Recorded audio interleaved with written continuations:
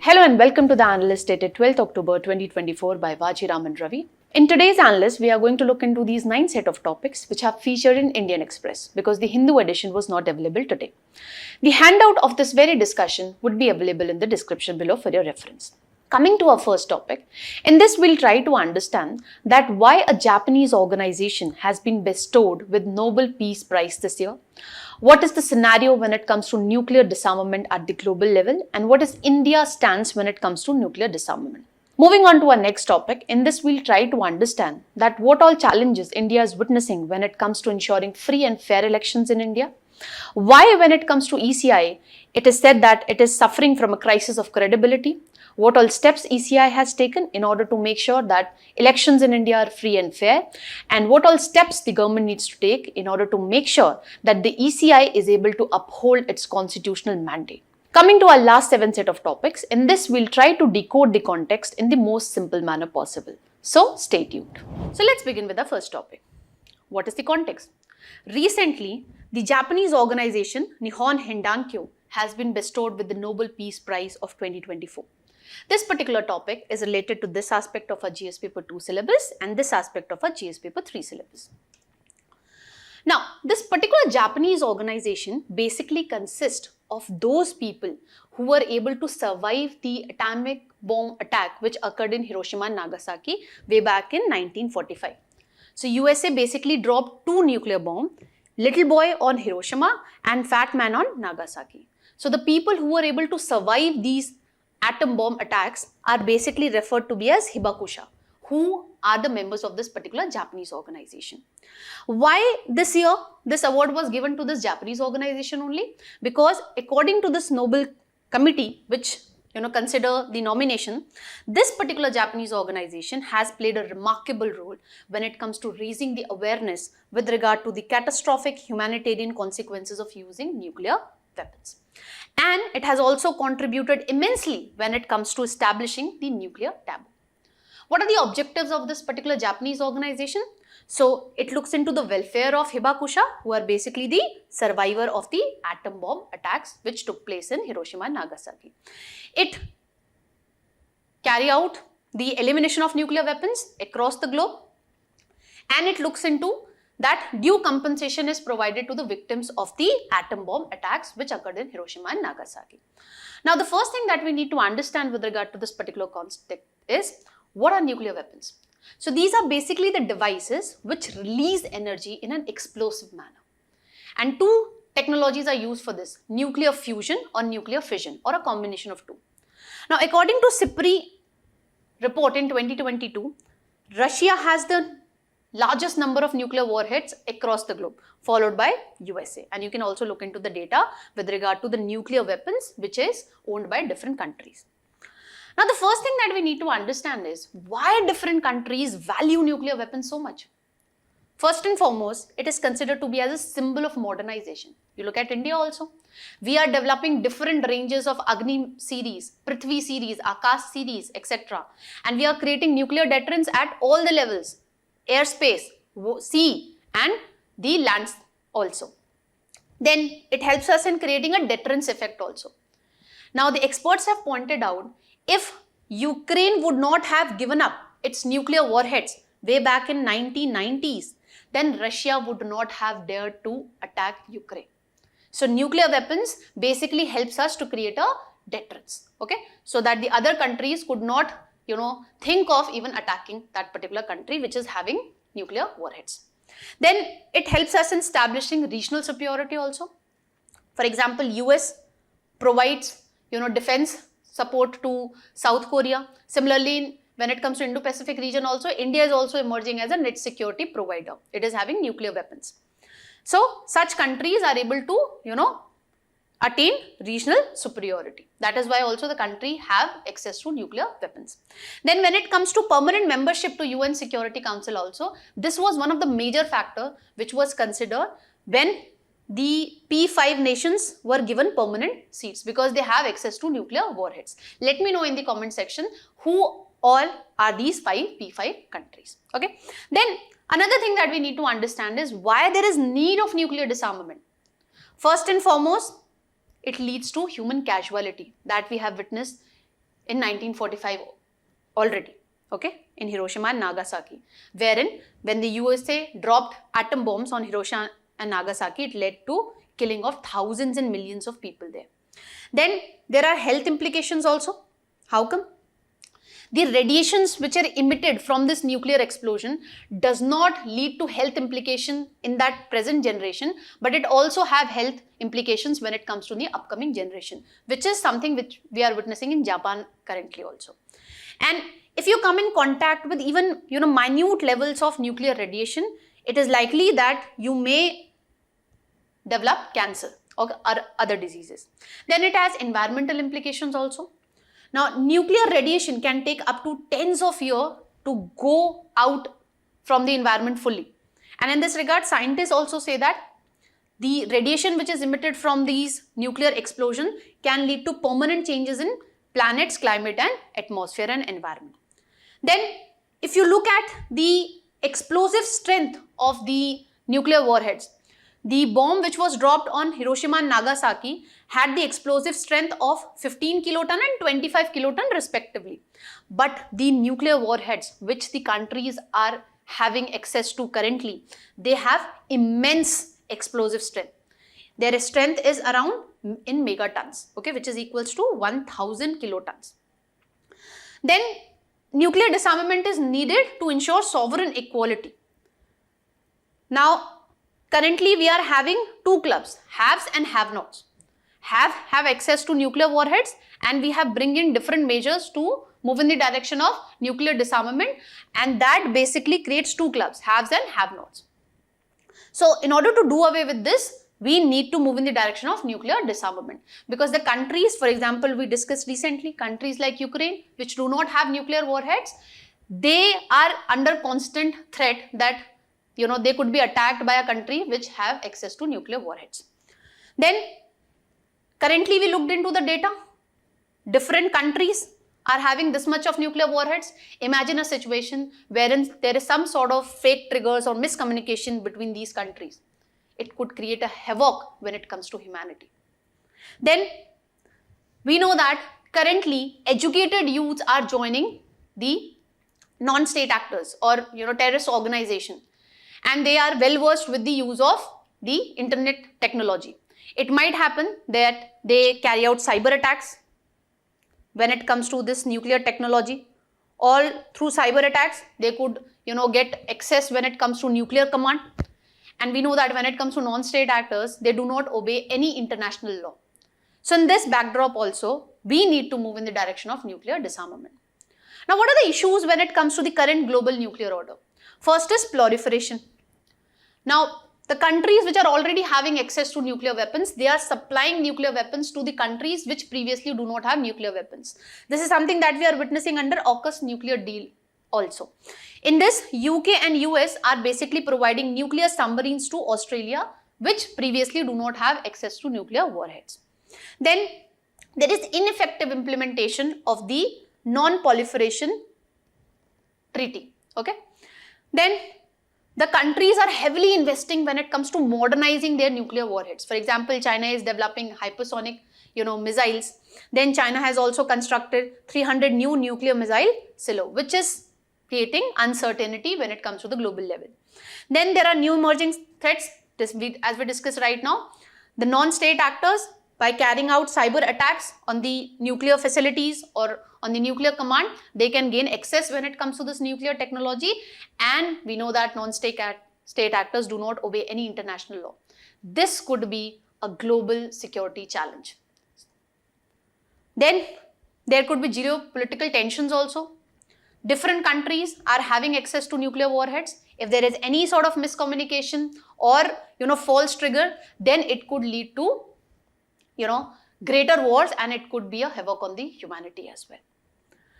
Then we need to understand what all steps we have taken till now when it comes to nuclear disarmament, okay, or to prevent nuclear proliferation. So we have set up International Atomic Energy Agency way back in 1957, which basically makes sure that the nuclear technology is used for peaceful purposes only, and it is not used for military purposes or for development of nuclear weapons.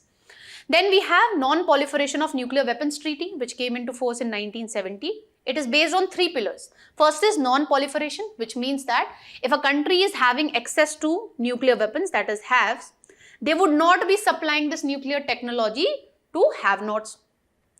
And when it comes to have-nots, they have to take a pledge that they would not gain possession of nuclear warheads from these have countries. Then another principle is disarmament. So both the haves and have-nots country have to carry out dialogues, they have to build confidence, okay? They have to build confidence when it comes to conflict resolution, etc. That would go a long way in disarmament at the global level. Then it ensures peaceful use of nuclear energy. Now, when it comes to India, we have not signed this particular treaty. Why? Because India states that, why are you creating 2 different clubs, haves and have-nots? If I disown my nuclear weapons, then the other country might attack the Indian assets and the Indian territory. Then what I'm going to do?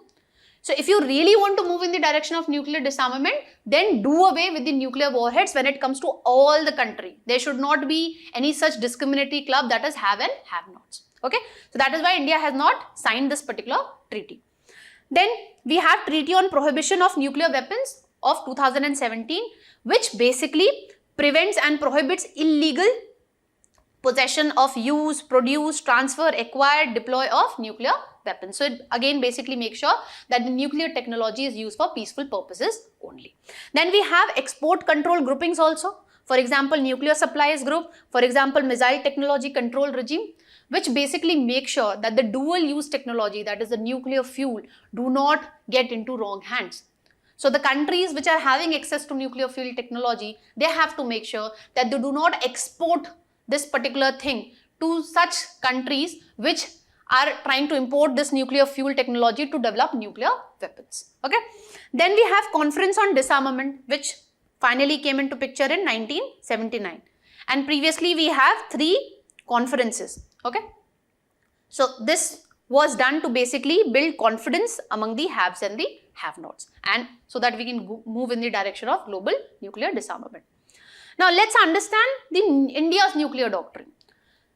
So India believes in building and maintaining a credible minimum deterrence. Then we believe in no first use policy. That means that the nuclear weapons to be used only in case of any nuclear attack on Indian territory or any Indian force elsewhere. If a particular country A has not done nuclear attack on India, then India would not be using nuclear weapons.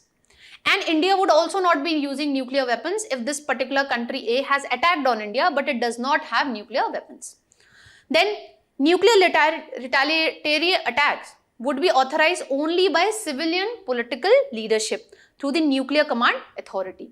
So that makes sure that the nuclear technology is not misused by our military forces. The decision in this regard is taken by the civilian political leadership only through the Nuclear Command Authority. Then we make sure that the nuclear retaliation to a first strike is massive and it leads to unacceptable damage, so that next time the other country do not even think of using nuclear weapons on India. Then if a country has made use of biological or chemical weapons also, in that scenario also, India can retaliate by using its nuclear weapons. Then we have put in place strict controls on export of nuclear and missile related materials so that it does not go into wrong hands, and we do not provide such material to those countries which have the intent of building nuclear weapons further. And we are committed to the goal of nuclear weapon free world. Then we need to understand that what all issues India is witnessing when it comes to this nuclear deterrence. So firstly, we are balancing nuclear deterrence with disarmament advocacy. We discuss right now when it comes to India's nuclear doctrine, we believe in the goal of nuclear free world. Okay. So at one end we are advocating nuclear disarmament, but at the other end we are time and again modernizing our nuclear technologies that we have. We are developing different series of Prithvi, Agni, Akash. We have developed deterrence at air level also, sea level also. We have developed INS, Arihant, etc. So this dual stance basically lead to diplomatic challenges. Why? Because India has been constantly striving to become a part of national nuclear supply group. Okay. But since India has not ratified NPT, it is not able to get access to nuclear supply groups. Then India's neighbors, that is China and Pakistan, already have access to nuclear weapons. So India is under constant threat of two-front war. Previously, China has also helped Pakistan in construction of nuclear reactors at Karachi. And in this backdrop, since India is constantly witnessing the threat of two-front war, India has also invested and it has developed longer ranges of Agni series, which can effectively target any place when it comes to Pakistan and China. So this is again conflicting. Then in 2010, we witnessed a radiation incident in Mayapuri. In this backdrop, it becomes very important that we make sure that as we are planning to increase our nuclear reactors, as we are moving in the modernization of our nuclear technology, we need to make sure that we do not witness such radiation incidences. Okay. Then we are constantly investing on technological advancement when it comes to nuclear warheads. But on the other hand, we also promote regional stability and security. So these are conflicting issues. At one end, India is developing the ballistic missile defense system. This might lead to arms race when it comes to Indo-Pacific region. So these are two conflicting dilemmas of India. Now in this regard, the last thing that we need to understand is what India should do so that it is effectively able to balance two goals. First is ensuring the India's security as well as regional security and stability. Second goal is the nuclear free world. Okay, how we can do that? First of all, we need to strengthen the credible minimum deterrence. So we need to clearly define that what does this credible minimum deterrence basically refers to, so that we do not witness any arms race when it comes to Indo-Pacific regions. Then we need to promote regional strategic stability dialogues. For example, that we have in place with respect to USA and Russia. They have START treaty, okay, wherein they are moving in the direction of nuclear disarmament. So on similar line, we can also have such strategic stability dialogue with the Pakistan and the states also which are not having access to nuclear warheads. Then we should engage in global disarmament initiative. We should provide contribution to International Atomic Energy Agency. Then we should participate in conference on disarmament. And we should effectively stand by our no first use policy so that India emerge as a responsible nuclear power user. Then we need to strengthen the domestic controls and export regulation. We need to make sure that the nuclear fuel technology that India have access to is not going into wrong hands. And in this regard, India has come up with its list, okay, which basically puts regulation when it comes to export of special chemicals, organism, materials, equipment and technology which are having dual use. Okay, so what we need to do, we need to redefine and strengthen this particular list so that we emerge as a responsible nuclear power globally. And lastly, we need to engage in diplomatic talks, okay, or dialogues. This track 1 point and track 2 diplomacy basically refers to unofficial diplomatic channels, okay, and we can use this to develop confidence when it comes to the countries which are having access to nuclear warheads and also with the countries which are having access to nuclear warheads. This would go a long way in building confidence and trust, and ultimately we will be able to realize the idea of a nuclear weapon free world. That's all that we have to learn with regard to this topic. We have a practice question for you. So do attempt this question and leave the answer in the comment section. Let's move to the next topic. Now, coming to our next topic, what is the context? So recently, the Congress political party has went to Election Commission of India alleging irregularities when it comes to counting of votes in the recent Haryana State Assembly election. It has alleged that there is tampering with the EVM machines. This particular topic deals with this aspect of our GS paper 2 syllabus. Now, the first thing that we need to understand with regard to this particular news is what different challenges India is currently witnessing when it comes to ensuring free and fair elections in India. First is, we are witnessing instances of poll violence, booth capturing. The example is, we witnessed violence when it comes to polling booths during the Panchayat elections of 2024, which were happening in West Bengal. Then there is criminalization of politics, and it is on a rise also. Criminalization of politics basically imply that let's suppose a person A is having criminal records.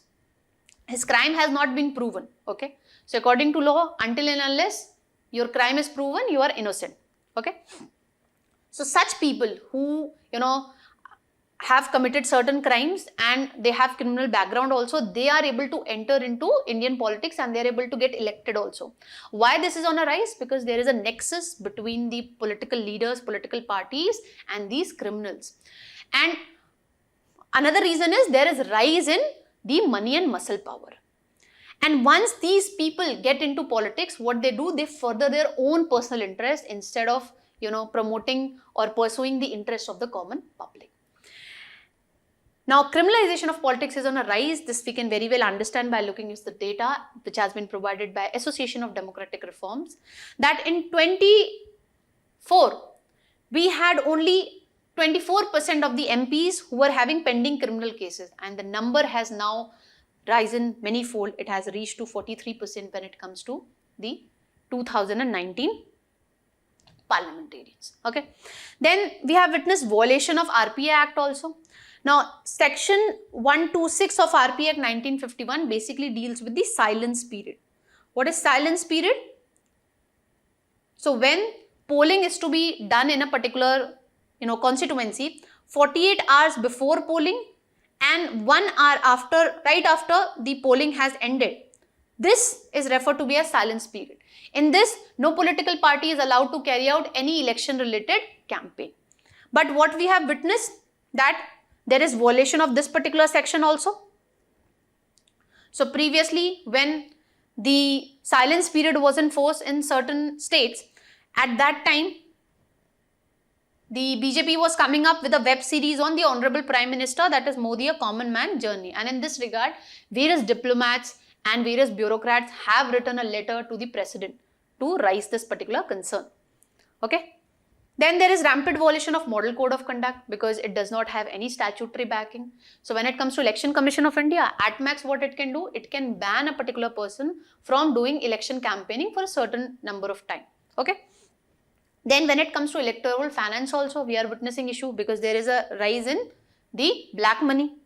And that is the reason that Supreme Court basically struck down the electoral bond scheme. And according to the different data which came up in the news, it was found out that the majority of the funding when it comes to electoral bond scheme went to the ruling political party. Okay, so the ruling political party was at an advantage when it comes to the other opposition political parties.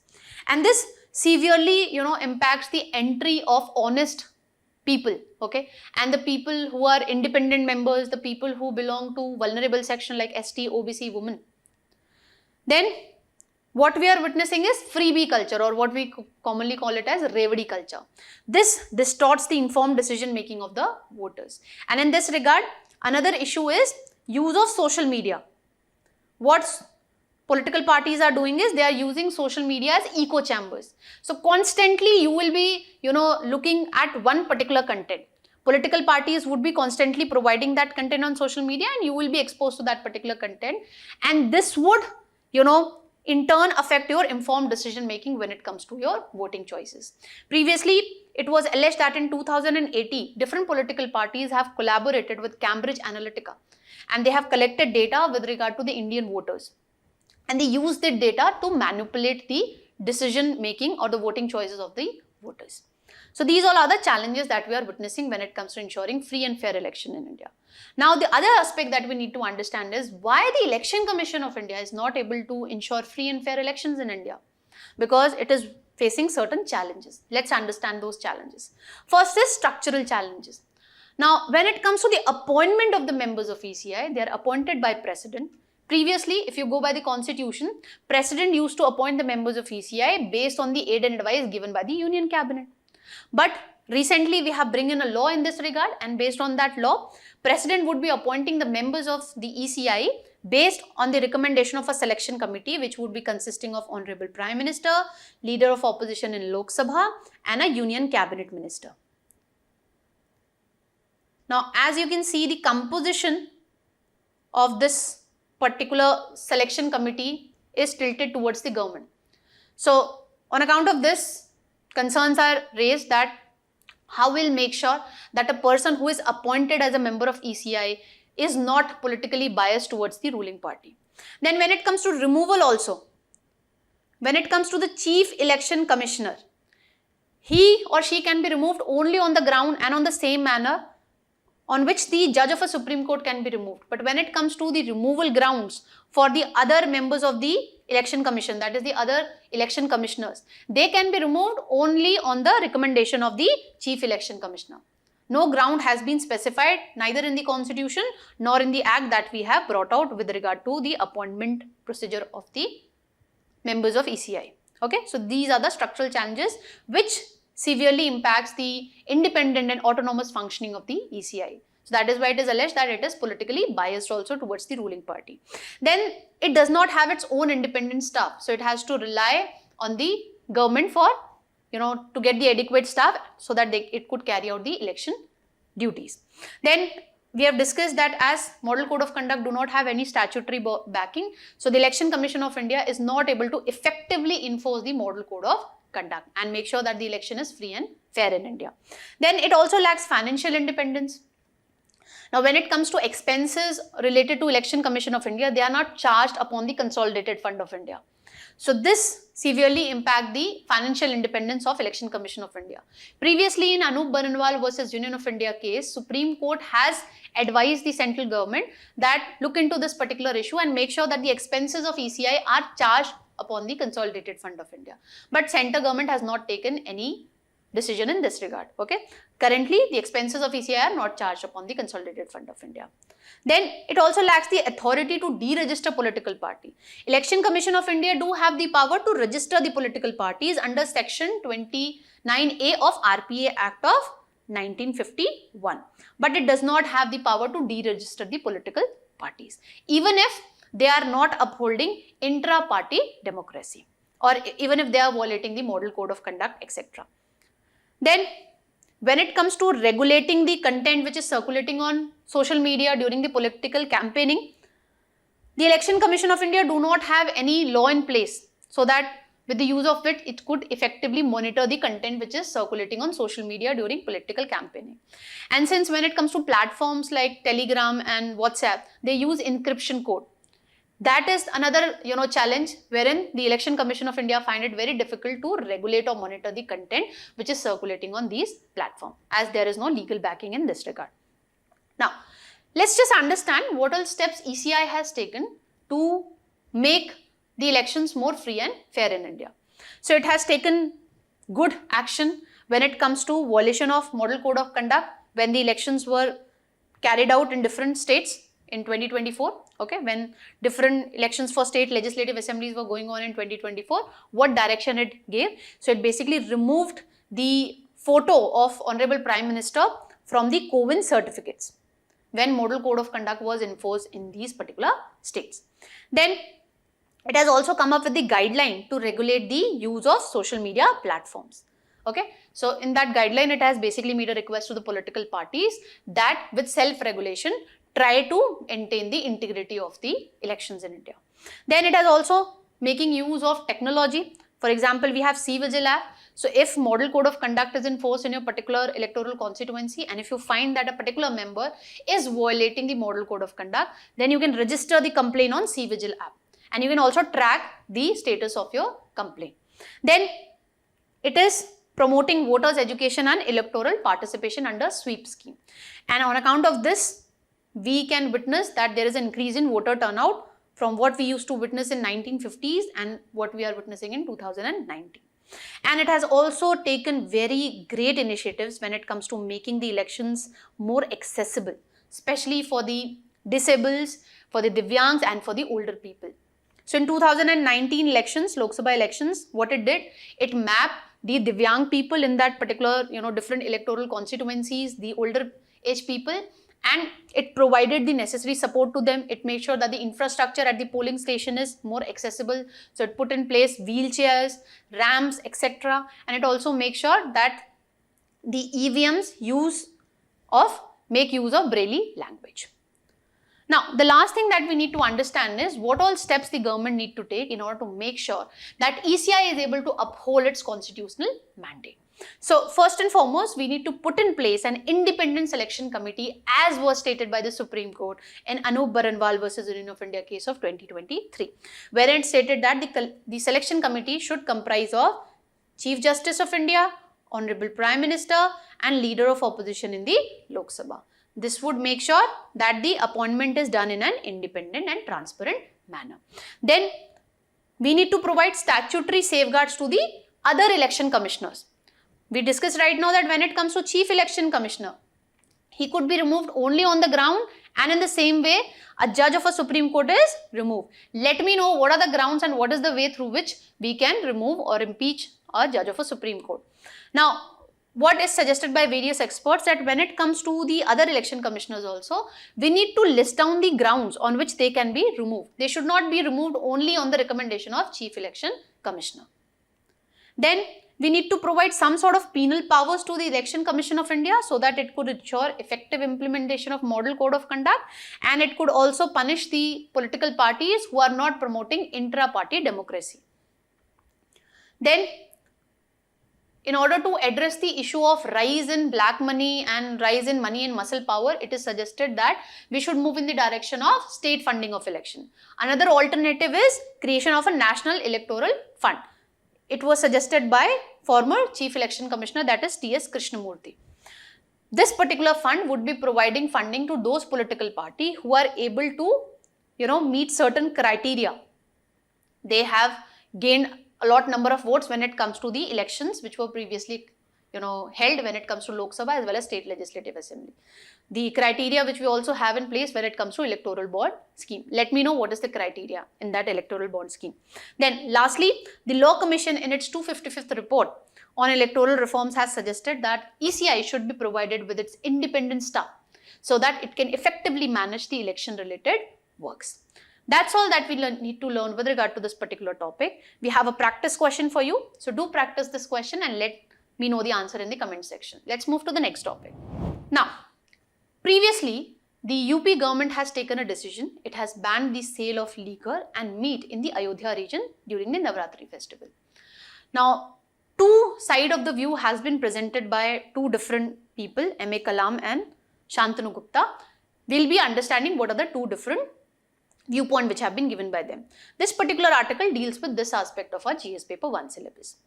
Now, the person who is supporting the step which the UP government has taken, he states that as during the Navratri festival, Hindus basically abstain from having tamasic food, which basically consists of non-vegetarian food, onion, garlic, specific pulses, etc.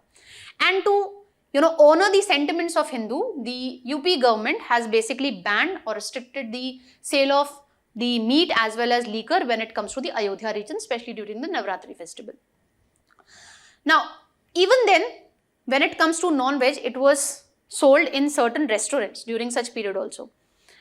Now, the people who basically negate the stance which was taken by the UP government give the argument that the measure which the UP government has taken, it basically interferes with personal choices and freedom of choice, and liberty. But the writer is pointing out that why these people who are, negating or giving arguments against the stance which the UP government has taken do not come up with their arguments when there is, ban on sale of liquor when it comes to Gandhi Jayanti, Republic Day, Independence Day or voting days. And these supporters of individual liberty also do not comment when there is a ban on sale of non-vegetarian food during the Ramzan in Saudi Arabia, Malaysia, Egypt and Pakistan. And in UAE, wherein the Bollywood stars celebrate many Filmfare Awards, cricketers also go and play IPL match. Then there when Ramzan fasting hours are there, you cannot have non-veg food. And if you are found to do that, you will be fined also. Why these people do not raise arguments in this backdrop? Then the writer has further pointed out that in the last decade, what we have witnessed is marginalization of Hindu festivals and customs. Holi, which was previously considered to be a vibrant festival of colors, is now being criticized or perceived as water waste. And when it comes to Diwali, how it is criticized? That it leads to noise and air pollution.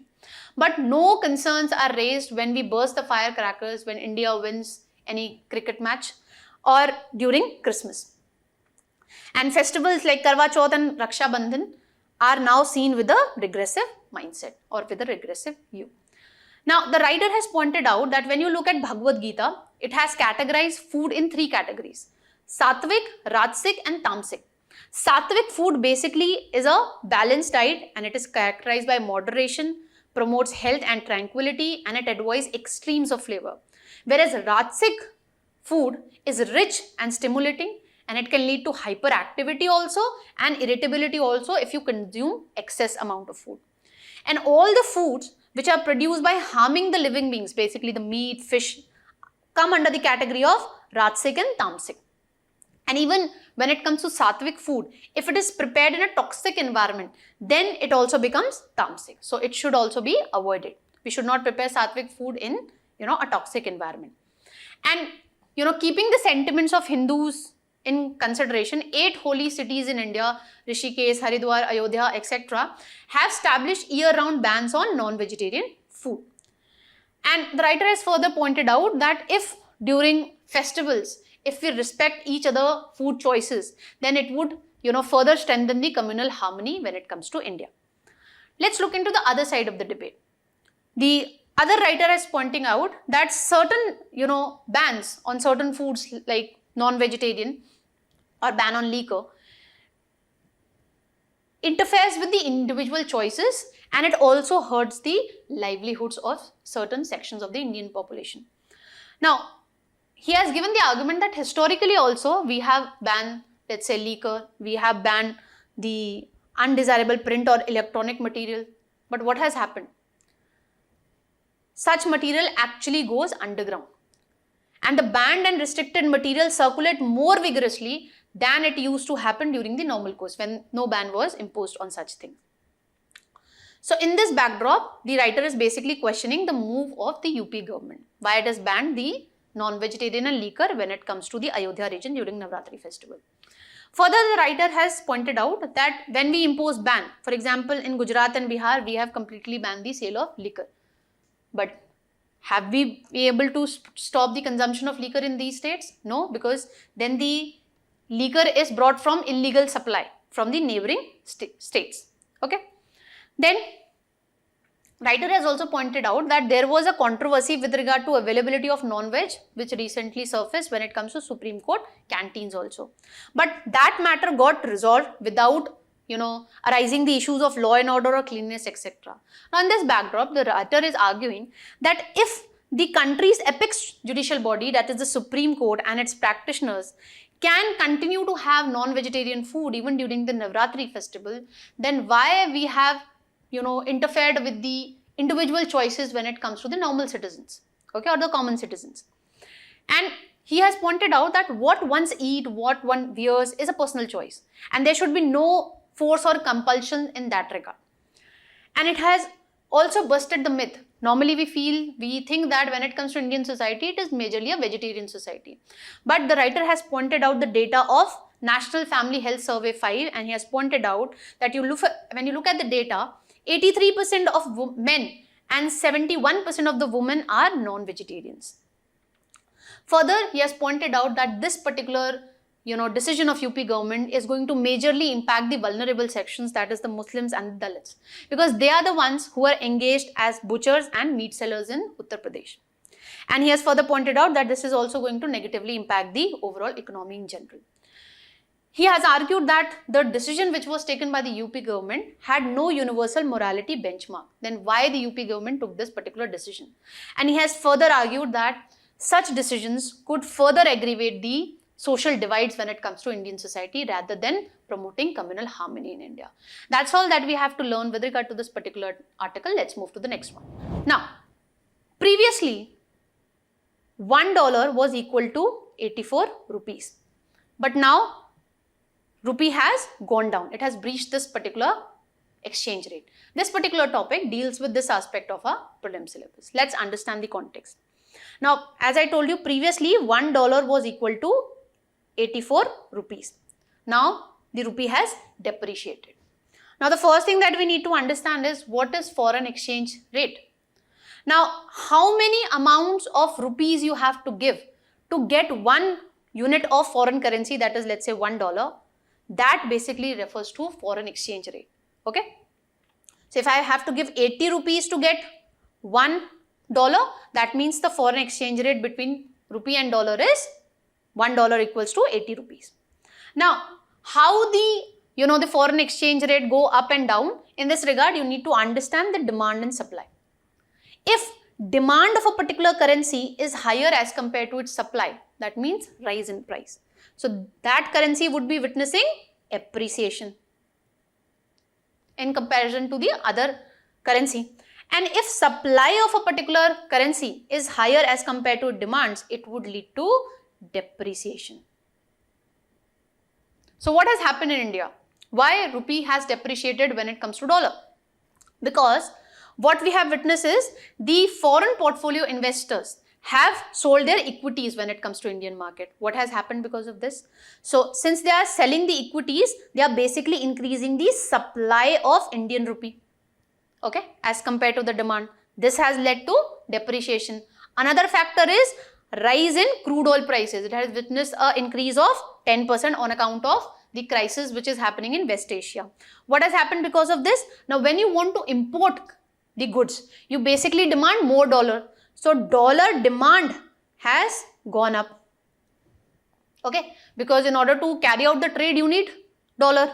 So on account of these two reasons, what has happened is US dollar has appreciated, Indian rupee has got depreciated, okay. Now previously RBI has been intervening in the market to make sure that rupee do not fall below this exchange rate, that is $1 equals to 84 rupees, okay. Now, the thing that we need to understand is what are different foreign exchange rate regimes throughout the globe. So, we have flexible exchange rate regime. So, in this you allow the foreign exchange rate to go up or down based on the market forces. So, if let's say previously $1 was equal to 80 rupees and now let's suppose $1 has become equal to 84 rupees on account of market forces. So, this depreciation has basically taken place on account of market forces. When you allow the exchange rate to change, go up and down based on the market forces, that is when you refer that the exchange rate is flexible, and this is something that we witness in US. Another type of exchange rate regime is fixed exchange rate regime, as the name is suggesting that the country would make sure that the exchange rate remains at a particular level, okay. For example, $1 equals to 80 rupees. This is the level which the central bank, let's say assume when it comes to India, it is trying to attain. Now, let's suppose on account of market forces, if $1 became equal to 90 rupees. So, what the central bank would be doing if we would have been guided by fixed exchange rate regime? It would basically sell the dollar in the market. So, when you sell the dollar, what would happen? Supply of dollar would go up. On account of this, the rupee which was expected to depreciate to this level, it would come, let's say, around 85 rupees, okay. So when it comes to this fixed exchange rate regime, it is also referred to be as the pegged exchange rate regime. So they have, such countries basically fix a exchange rate target which they try to attain. And if on account of market forces, if the exchange rate is going up or down, then they would be intervening in the international market. How? By buying and selling the foreign currencies. And when you deliberately, let's say $1 is equal to 70 yuan, okay. And on account of market forces, let's suppose $1 was supposed to go up to 60 yuan. So this means that yuan would have appreciated on account of market forces. But since, the Chinese government want to maintain this particular level, what would they do? So they would basically start buying the dollar from the market. This would basically reduce what? It would reduce the supply of dollar in the international market as compared to its demand. And what happens because of this? Dollar would be appreciated and they will be able to reach to this particular level, that is $1 equals to 70 yuan. So when the authorities deliberately intervene in the international market and they try to attain a particular level, They make sure that their domestic currency do not appreciate it as compared to one foreign currency. Okay, so this is referred to be as devaluation. When it occurs because of market forces, that is depreciation. If it is occurring because of the intervention of the central bank of that particular country, then it would be referred to be as devaluation. And this was something that we used to see in China. Okay, China used to maintain a particular exchange rate regime when it comes to US dollar from 1997 to 2005. What is the scenario when it comes to India? We follow managed floating exchange rate regime. As the name is suggesting, it has elements of both these two exchange rate regime. So we will allow the rupee to go up and down as compared to US dollar based on market forces, but we'll make sure that it remains in a particular range. However, when it comes to India, the range is not fixed. Previously, the RBI was making sure that $1 remains equal to 80 rupees. Previous 2 months, it was making sure, it was intervening in the market to make sure that the exchange rate between Indian rupee and US dollar remains at $1 equals to 84 rupees. So the bracket is not fixed. Okay. And how would we be intervening in the international market if we want to make sure that the exchange rate remain in a particular range? So this we can do by buying or selling of foreign currencies. Buying of foreign currency would do what? It would reduce the supply, let's say, of dollar. And selling of foreign currencies, let's say dollar, would lead to what? It would increase the supply of dollar as compared to its demand. So automatically we would witness a change in the exchange rate, which we want to attain. Another way through which we can intervene in the market is through monetary policy adjustment. For this, you need to understand that when it comes to US, if the Federal Reserve there is providing a higher interest rate, then what happens? The foreign portfolio investors would be taking out their money from, emerging economies like India, and they would be again investing their money in US markets. Why? Because they are getting better returns here. And that is why when it comes to FPO, it is referred to be as the hot money. It is not very stable as compared to FDI. Okay, and that is what is happening in India. Why the FPIs are basically selling the equities when it comes to Indian economy? Because currently a report came up when it comes to the job scenario with regard to US, and that report has pointed out that unemployment has gone down when it comes to US. So previously it was anticipated that the US Federal Reserve would be reducing the interest rate by 50 basis points, okay, to basically boost the economy. But since the US economy is, resiliently working and the unemployment rate has also gone down, so in this backdrop, what the experts are anticipating that now we'll be witnessing hardly a cut of 25 basic points, okay. So in this backdrop, in order to get a better returns when it comes to US market, the FPIs are basically taking out their money from Indian economy and they are moving to US economy because they can get better returns there. How India can intervene in this thing?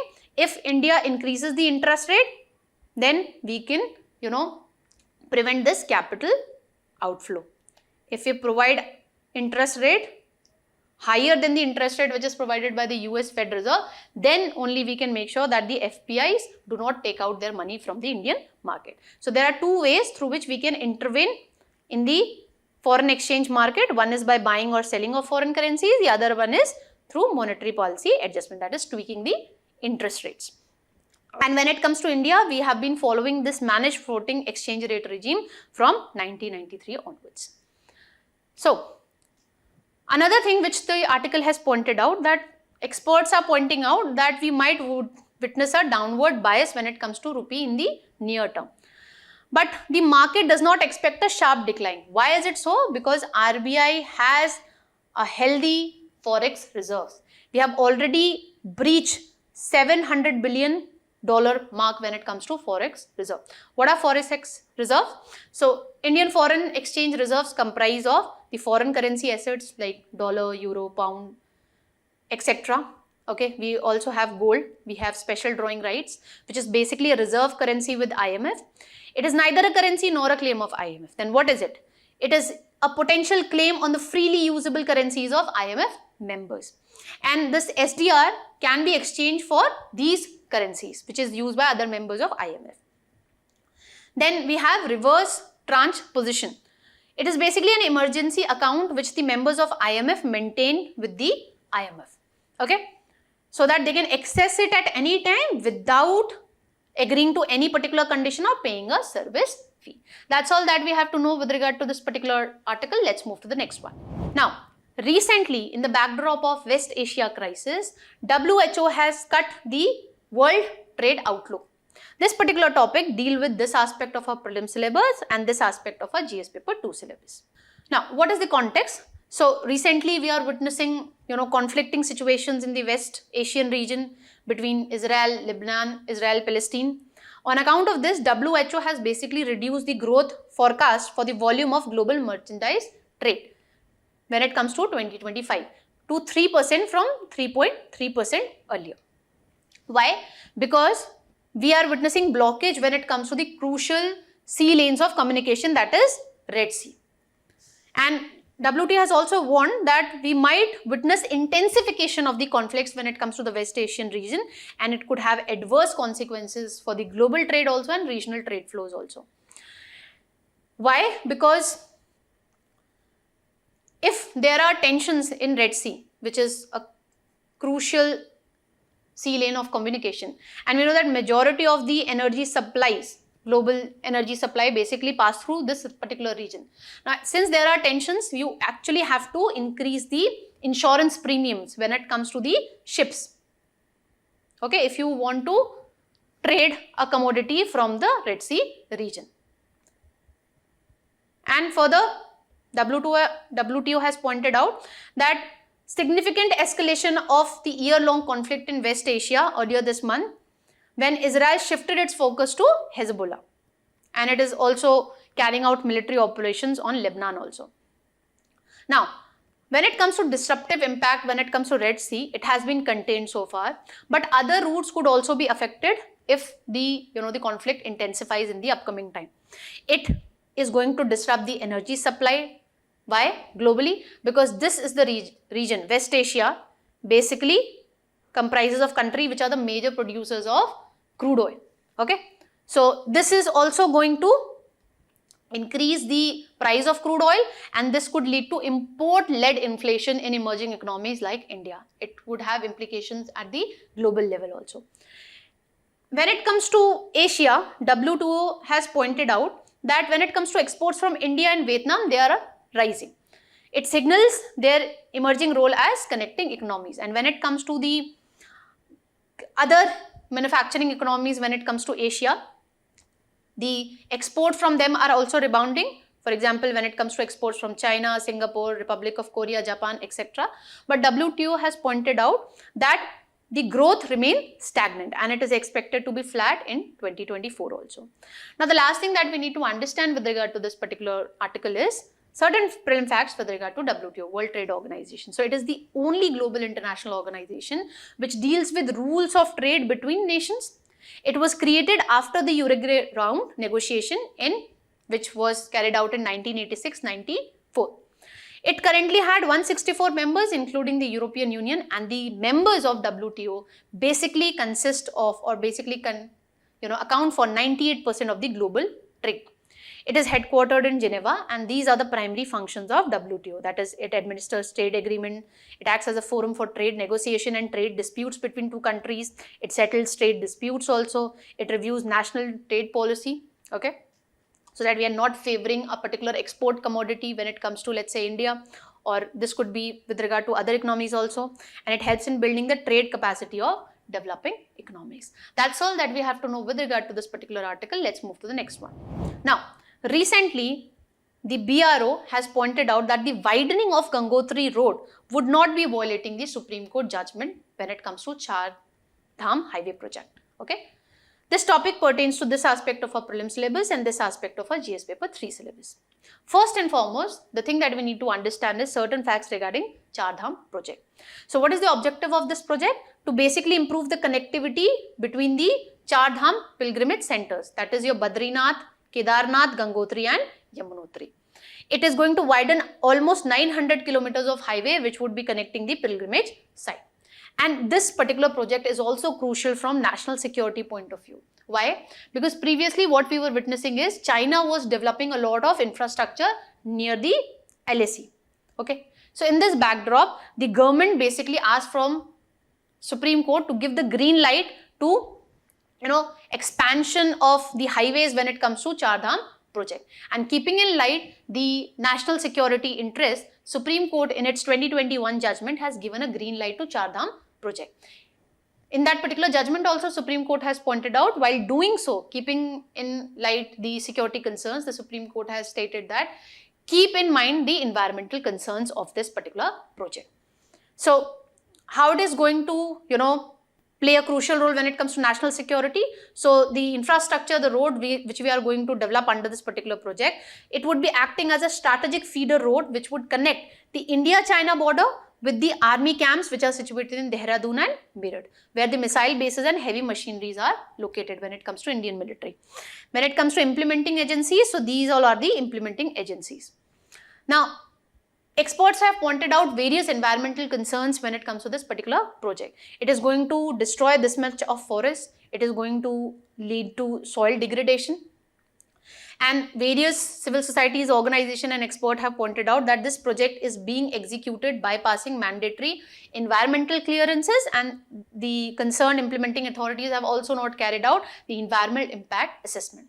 Okay, wherein we look into and try to figure out that what would be the impact on the environment if we go with this particular project.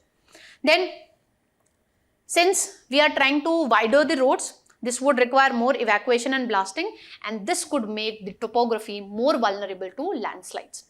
It is going to have an impact of biodiversity also. It is going to impact certain birds like Kalich, pheasant, targofans, and it is also going to affect certain species of vultures, and it is also going to severely impact the endangered fish, that is golden mahseer, which is found in this particular region. Let's try and decode the context. So, Border Road Organization has proposed widening of the Gangotri-Dharasu stretch when it comes to Bhagirathi eco-sensitive zone. This is the area that they are talking about. Okay, and it has stated that this is not a violation of the Supreme Court verdict, because in 2021, the Supreme Court has given a green light to Chardham project. Although it has stated that you need to keep in mind the environmental implications of this particular project. BRO further stated that in its particular judgment, the Supreme Court has notified that the Rishikesh-Gangotri road is a strategic road, okay, from the security perspective. Now, agency basically gave this response because a civil society organization, that is Himalayan Nagrik Drishti Manch, has went to the Union Environment Ministry and they have raised concerns with regard to this particular project, especially the widening of Gangotri-Dharasu stretch, okay, in the Bhagirathi eco-sensitive zone. They stated that it has been carried out without carrying out the environmental impact assessments.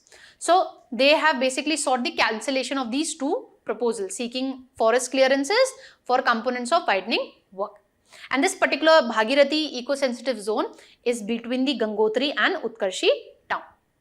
However, the BRO has further added that there are certain aspects which it needs to evaluate, like hill cutting, muck generation, tree cutting, transplantation, etc. So basically, it needs to quantify and evaluate the environmental impact of this particular project.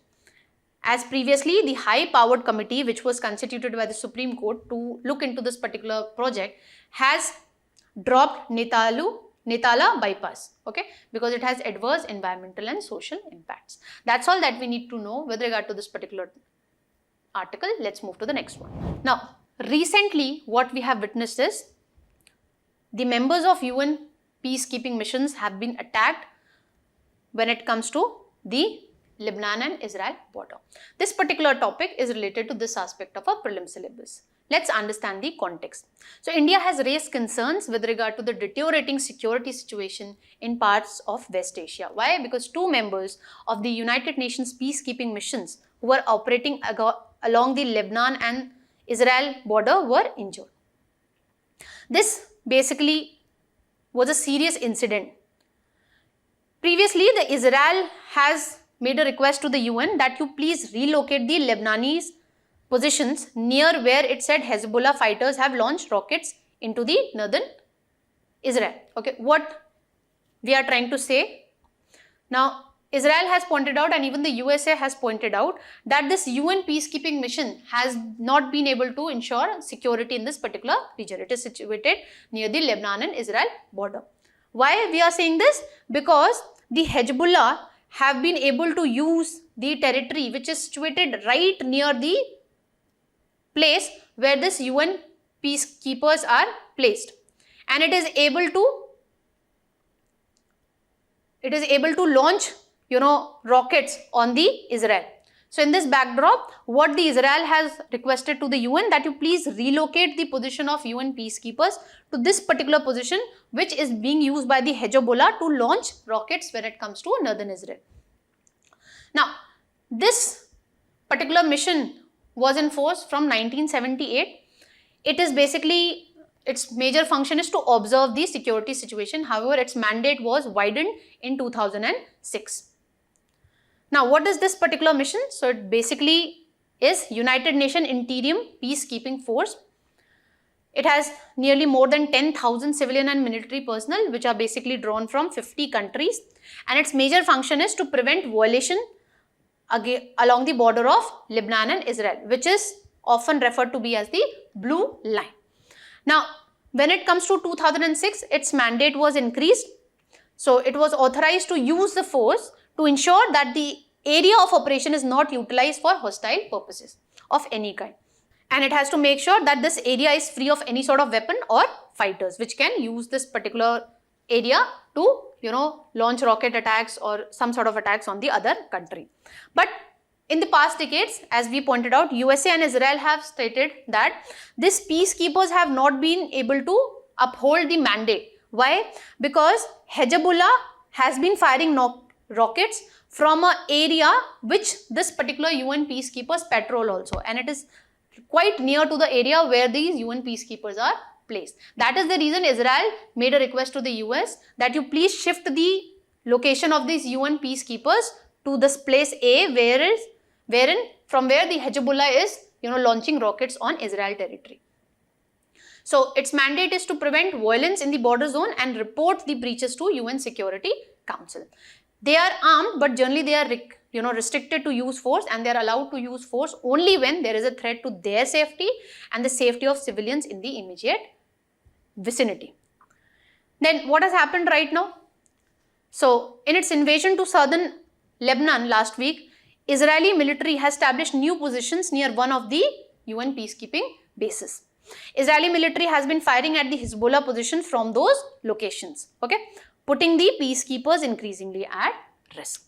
So that's all that we have to learn with regard to this particular article. Let's move to the next one. Now, today is World Arthritis Day. This particular topic is related to this aspect of our prelim syllabus. So first and foremost, we need to understand what is arthritis. So when you listen arthritis, what comes in your mind? That a particular person who is suffering from this particular disease would be witnessing some sort of stiffness when it comes to their knees, and they would be having aching hands. They find it very difficult to do normal works, like drinking coffee, climbing stairs, etc. Arthritis basically refers to joint inflammation which can occur in any joint of the body. Now in this regard, what we need to understand, various facts with regard to joints, as you can see here. So joints are basically the place where two bones meet, like areas like your knee or your elbow. Now it has various components. Ligaments basically act as a strong rope that keep the bones in place. Then we have tendons which connect your muscle to the bone so that they can move around. Then we have cartilage which basically act as a cushion which stop them from grinding against each other. Then we have brucella, which is a basically tiny fluid which fills the sac and act as a cushion when it comes to your joint movements. And we have synovial fluid also, which is present in your joint, and it works as an oil to keep everything moving smoothly. So we have two kinds of arthritis. First is osteoarthritis. What are the symptoms of this? You may be witnessing pain during movement. Then morning stiffness, lasting for less than 30 minutes. Then you will be witnessing swelling after any sort of activity, feeling of instability in the joint. So it is a degenerative joint disease which can affect many tissues in the joint. It is one of the most common type of arthritis, and it occurs when the protective cartilage that cushions the end of the bones draws down over the period of time. This can damage any joint, okay, but it mostly affects the joints in your hands, knees, hips and spine. And it is more likely to develop as the people grow older. But it can also affect the younger people too. What are the treatment available for this osteoarthritis? So there is no cure for it. But with the help of medication assistive device, we can improve the situation. We can ease the pain. And the last resort is a damaged joint may be surgically fused or replaced with the one made of combination of metal, plastic or ceramic. Then there is another kind of arthritis which is rheumatoid arthritis. What are symptoms? Joint pain, stiffness, swelling, fatigue, low grade fever, loss of appetite. So this is the autoimmune disease. What do we mean by autoimmune disease? Wherein your own immune system start attacking the healthy cells in your body by mistake, which leads to inflammation of the affected parts of the body. And when it comes to its causes, the specific causes of it are unknown. They attack many joints at once, commonly in hands, wrists and knees. Then the lining of the joint becomes inflamed, causing damage to the joint tissue, which can lead to unsteadiness, that is lack of balance when you are standing, and deformity, which is mishappiness. Then it can affect other tissues throughout your body and can cause problems in organs such as lungs, heart and eyes. When it comes to its treatment, it can be addressed with use of medication that can basically slow the disease because it is an autoimmune disease. So with the help of disease modifying anti-rheumatic drugs, we can basically prevent the joint deformity. That's all that we have to know with regard to this particular topic. Let's move to the last topic of today's analysis. So recently, the Honorable Prime Minister has went to attend the 19th East Asia Summit in Laos. This particular topic deals with this aspect of our prelim syllabus and this aspect of our GS paper 2 syllabus. So what is the context? So as the Honorable Prime Minister has went to attend the recent East Asia Summit, he has called for restoration of peace and stability in Eurasia in the backdrop of Russia-Ukraine war and restoration of peace and stability in West Asia because we are currently witnessing a lot of conflicts there. Because it mostly negatively affects the countries which are a part of the global south. And at this particular summit, the Honorable Prime Minister reiterated that solutions to the problem cannot come from the battlefield. Making reference to China, the Honorable Prime Minister when it comes to this particular summit stated that our approach should focus on development and not on expansionism. Basically, he was referring to Chinese activity in the South China Sea. And we should work in the direction of ensuring free, open, inclusive and rule-based Indo-Pacific order. Okay? And the peace and security stability in South China Sea is crucial for all the countries which are situated in the Indo-Pacific region. He stated that maritime activity should be guided by the UNCLOS. And in this regard, we can put in place a robust and effective code of conduct which could regulate the maritime activities when it comes to the Indo-Pacific region. And such code of conduct should not be imposing any sort of restriction when it comes to foreign policy of a particular regional country. Then he also talked about that we should move in the direction of strengthening mutual cooperation in areas of cyber, security, maritime and space. He has consistently supported the unity and centrality of ASEAN, and he has stated that ASEAN is pivotal to India's Indo-Pacific vision and Quad cooperation. He stated that we endorse ASEAN's approach when it comes to handling the situation in Myanmar. So we are also guided by the approach of ASEAN, that is, Myanmar should be engaged rather than being isolated. And lastly, he pointed out that our Act East policy has led to substantial gains and has contributed to a better planet. Now, the last thing that we need to know is certain prelim pointers with regard to East Asia Summit. So it was established in 2005 and it is an ASEAN-led initiative. So first summit was held in Kuala Lumpur, Malaysia in 2005. It is the only leader-led forum in the Indo-Pacific that brings together all the key partners so that they can discuss political, security and economic issues which are of strategic importance. It operates on the principle of openness, inclusiveness, respect for international law, and it believes in the principle of ASEAN centrality, and it believe in the principle and it upholds the ASEAN role as the driving force. Then it has these 10 ASEAN members who are part of this East Asia Summit, and we also have 8 other dialogue partners that are Australia, China, India, Japan, New Zealand, Republic of Korea, that is South Korea, Russia and US. India was one of the founding members when it comes to East Asia Summit since 2005, and we have been actively participating in all the meetings and activities when it comes to this particular summit. And India basically view it as a key platform for enhancing its Act East policy and for strengthening its strategic partnership with Asian nations. Now we have a practice question. Previously, UPSC has asked a question in 2005 with regard to this particular thing. So do let me know the answer in the comment section. That's all that we have to learn from today's analyst. Quiz would be coming right up next. Don't forget to practice the quiz. Thank you and keep learning.